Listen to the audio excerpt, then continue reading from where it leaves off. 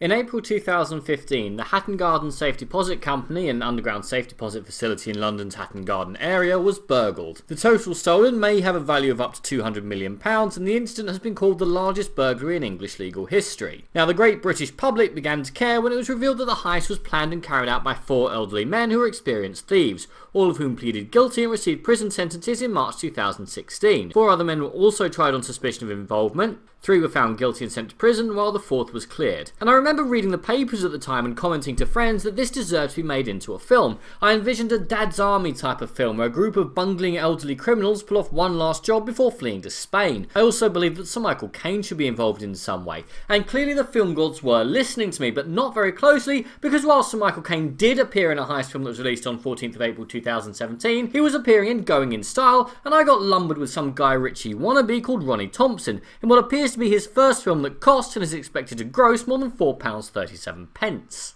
As for star power, the best known actors are from EastEnders and seem to be treating this as some sort of bizarre extra-length episode rather than a feature-length film. Filming locations seem to be limited to the director's house, his local pub, a warehouse and a corridor. Not that a higher budget would have helped with this, but the limited amount of locations got rather tiresome after a while. The plot is way more complicated than it needed to be, with the Hungarian mafia, bent ex-coppers and a nameless mastermind all vying for some of the film's 93-minute screen time. Needless to say, every single one of them is invented and takes away from what I imagined could have been a fairly interesting heist film. I mean, who wouldn't love watching Ocean's 80? The film suffers from an overdose of narration, most of which appears to have been added to explain away plot holes or tell us who the latest character in the overcooked yet already painfully thin gruel that managed to get into my local cinema is. The Hatton Garden Job deserved to be made into a British gangster film. Of that I have been convinced since I first heard about it, but this? Low energy cast that needed a good trimming, more memorable characters and dialogue, and a plot that had some real twists or turns. Hell, I would have settled for the film having half the swagger and panache that it somehow deludes itself into thinking it has. If I want to watch an East End gangster film, then I'll watch Snatch or Lock, Stock and Two Smoking Barrels.